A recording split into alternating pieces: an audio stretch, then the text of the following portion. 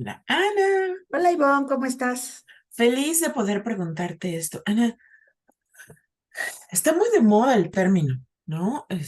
Pero quisiera que nos contestaran desde tu perspectiva como terapeuta gestalt, ¿cómo definirías tú la responsabilidad afectiva en las relaciones interpersonales? Bueno, mira, lo que yo creo es que muchas veces nos han enseñado que tenemos que tener como mucho cuidado con los demás, ¿no? Y al mismo tiempo tenemos que tener como, sea amable con los demás, pero no seas amable contigo, sea amable con no sé qué, ¿no? O sea, de alguna u otra manera. Sin embargo, también muchísimas personas tienen una gran irresponsabilidad afectiva, ofenden, humillan, gritan, se violentan, eh, te dejan de hablar, em, eh, hay mutismo, y luego quiero que los demás tengan como una actitud positiva frente a mí.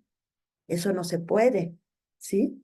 Es decir, si yo decido terminar con una pareja, decido terminar con una pareja desde esta situación en donde sé que va a haber una afectación para el otro y para mí por la ruptura.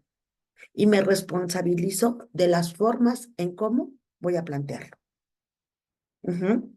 Si yo tengo un problema con un hijo, pues no puedo tener una extraordinaria relación con mi hijo si lo humillo, lo lastimo, le grito, le digo que es un tonto. O sea, por supuesto que el otro va a tener miedo, no se va a querer relacionar, me va a ver como figura de autoridad, ¿sí? La comunicación tiene que ser responsable y afectiva. La comunicación tiene que ser clara y directa. La comunicación tiene que tener eh, este tinte de no violencia, sobre todo cuando quiero resolver un problema. Sin embargo, me parece que muchísimas personas no se dan cuenta que en la relación organismo-entorno, yo con el entorno, yo con mis campos relacionales, siempre voy a generar un impacto en el otro, siempre. Y este impacto puede ser positivo o negativo. Lo positivo y lo negativo depende de dos cosas. Primero, de la interpretación de quien lo recibe. Segundo, de la intención de quien lo hace o quien lo comunica. Entonces, de alguna u otra manera, nosotros estamos expuestos a tener esta responsabilidad de lo que creamos en el campo, de lo que creamos en nuestro medio relacional. Si ofendo a alguien, pido disculpas, pero si ofendo a alguien y el otro no me dice nada y yo lo sigo ofendiendo, y lo vemos en el moving y lo vemos también en el bullying y lo vemos en muchas cuestiones en donde las personas que lo ejecutan no tienen ninguna responsabilidad afectiva, ¿no? Hace muchos años yo recuerdo, y esta es una anécdota personal, eh, yo estaba estudiando una de mis especialidades y en aquel entonces pues yo era callada, receptiva, etcétera. Y entonces entregué un trabajo y delante de todo el grupo me dijo el profesor que era la doctora fulanita de no sé qué y de no sé cuánto. Pues yo creo que no te voy a pasar en esta materia, porque ¿quién te hizo el trabajo? Y ¿yo? No, tú no tienes la capacidad de hacer un trabajo de esta naturaleza. O sea, no se salen más mis ojos porque, bueno, Y bueno, ahorita me río, ¿no? En aquel entonces, pues imagínate, éramos un grupo como de 20 en maestría. Yo estaba así roja, roja, roja, roja, roja. Todos mis compañeros me volteaban a ver, porque además en corto yo tenía, pues, platicaba y así, y ahí ponía y quitaba, ¿no? Pero así. Entonces, pues claro que me dejó como una sensación de enojo, rabia, injusticia, ¿sí? Etcétera. Sin embargo, creo que eso me apuntaló a mí para decir no, nunca más en la vida, ¿no? A mí nadie me vuelve a hacer esto. Y claro que como yo era una de las grandes autoridades de esa institución, pues nadie se atrevió a decir nada. El salón nunca me defendió, ¿no? Y entonces yo decía, ¿cómo? No, no porque necesitara que me defendieran. Pero finalmente, pues ya sabrás, pasó el trago amargo y entonces me levanté y le dije, a mí me parece que esto no tiene nada que ver con si yo participo o no participo en clase, o si participo poco o si participo mucho. Mi capacidad no tiene que ser cuestionada y mucho menos puesta en evidencia. No, ya sabrás, a mí me temblaba todo, ¿no? Pero que hay responsabilidad afectiva de muchos profesores,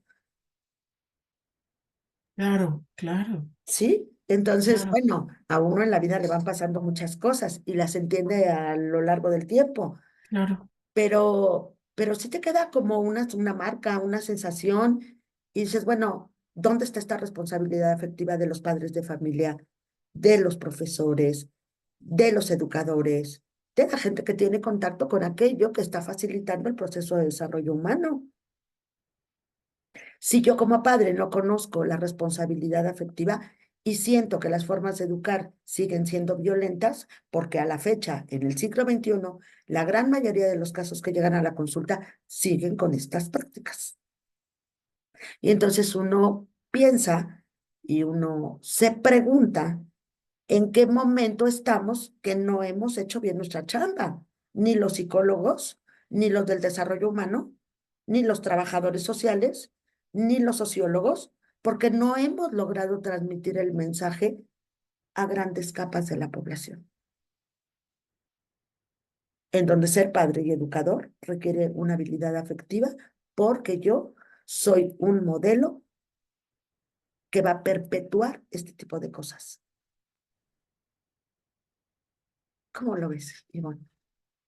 Una reflexión muy fuerte de tu parte, sin embargo, creo que es una reflexión fundamentada en la experiencia, ¿no?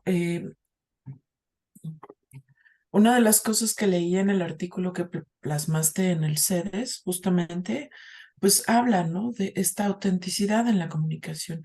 ¿Cuántas veces la violencia esconde, ¿no? Esa autenticidad que no está ahí, que no comunica sentimientos, que no comunica necesidades de una forma clara, ¿no?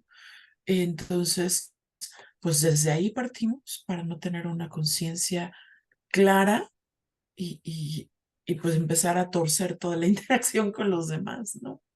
Completamente. Ana, ¿cómo ves tú o cómo ayudas tú desde la terapia Gestalt a las personas a desarrollar esa empatía, esa comprensión hacia los sentimientos y experiencias de los demás que son válidos simplemente por existir como parte de la responsabilidad afectiva? Por ejemplo, cuando un padre llega y habla de sus formas de relacionarse con un hijo, en lo particular porque no encuentran los canales adecuados de comunicación, y entonces cuando me platica las cosas, yo le digo, ¿cómo te sentirías tú que tu papá te tratara así? Es ponerte en los zapatos del otro, ¿no? Decía un padre de familia que es muy exitoso y que ha trabajado mucho y que tiene proyectos a nivel internacional y que el hijo pues obviamente no tiene el tamaño. Y no tiene el tamaño no porque el hijo no pueda, sino porque todo se le ha dado. No ha tenido que esforzarse por nada, ¿no? Entonces, de alguna u otra manera le dice, siempre vas a ser un bueno para nada. ¿Cómo lo construye? Entonces, yo te doy todo y luego te digo o te resuelvo todo. Sentencio. Y luego te digo que no vas a funcionar en la vida porque no has hecho nada, porque yo te he dado todo. Es como una comunicación torcida, ¿no? En lugar de decir, a ver, desde chiquito me vas a acompañar, el esfuerzo es importante, vamos a hacer esto, hay que hacer el otro, sácate el 10, pero no te saques 10 o no, nos vamos de vacaciones a África a cazar elefantes, es un decir, aunque eso ya está prohibido, y luego quiero que te comportes como una persona que tenga grandes habilidades de resolución, no, pues no se puede, porque nunca te di estos elementos. Entonces, como no logras ser o hacer lo que yo he hecho, entonces tú eres el responsable y tú tienes la culpa. Entonces yo tengo que tener esta situación de cómo le hago yo para responsabilizarme de lo que le hago al entorno, porque lo que me hace el entorno yo ya lo sé, te lo puedo recitar, soy la víctima del entorno, pero ¿qué le hago yo al entorno? ¿Y cómo violento a mi pareja? ¿Y cómo violento a mis hijos? ¿Y cómo los agredo? ¿Y cómo los humillo? ¿Y cómo los reprendo en público? ¿Y cómo los avergüenzo? ¿Y cómo los culpo? ¿Cómo hablo de ellos, de otros, con otros, no? Entonces, de esa manera, tengo que responsabilizarme porque este hijo, porque esta pareja, porque esto, tiene las respuestas que tiene conmigo y no otras. Y eso se logra a través del respeto, de la autoobservación, de ver mis maneras, mis formas, ¿sí? Hay gente que tiene una mecha muy corta, apenas le dices mi alma y estalla y te dice un montón de cosas, ¿no? Y luego, ay, perdóname, discúlpame, ay, ay, ay. Sí, pero todo lo que me dijiste en este inter, ¿en dónde lo coloco? ¿Cómo lo acomodo en mi persona?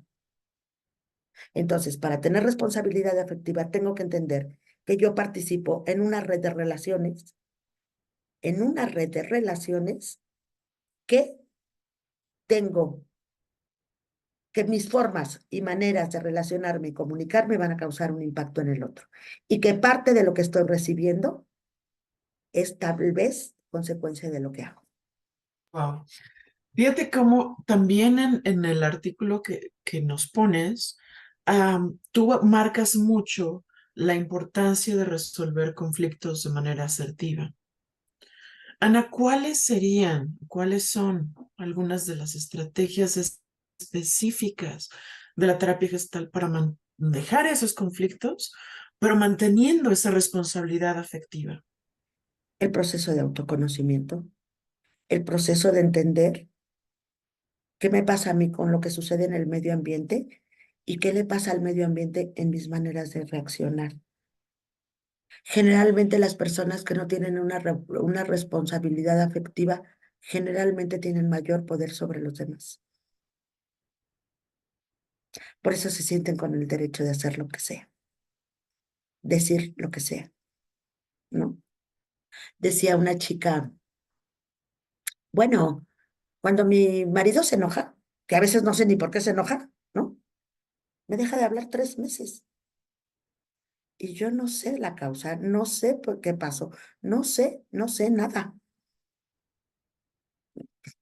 Y a los 3 meses me vuelve a hablar y quiere que yo esté como si nada. Es muy complicado, ¿no? Y entonces llega diciembre y nos vamos de a un viaje 2 meses o un mes y convivimos como si nada. Y ella hace como si nada pasara.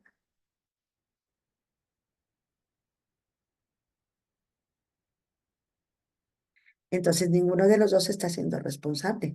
Ni ella, pero claro, ella dependía económicamente de él en todos los ámbitos. Y tenían 4 hijos. Entonces, pues, ahí él tenía como el mando, el poder. Ujú. ¿Cómo la ves tú? Pero la forma en la que lo planteas es como muy evidente, ¿no?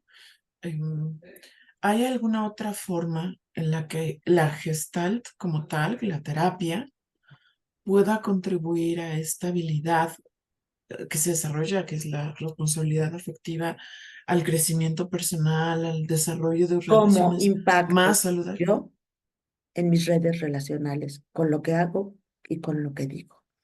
¿Soy congruente? ¿No soy congruente?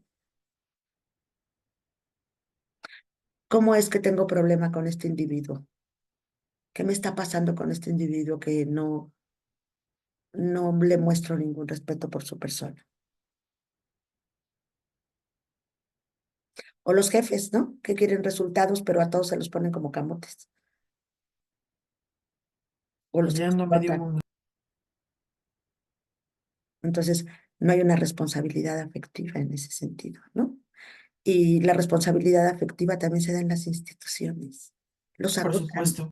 los agotan, no les dan tiempos de descanso. El horario es de 8 a 12, sin tiempo para nada. Todo es urgente. ¿No eso? Eso es un abuso de responsabilidad afectiva. Responsabilidad afectiva, ¿no? ¿Cuál sería uno de los desafíos? Vamos a cerrar con esta pregunta.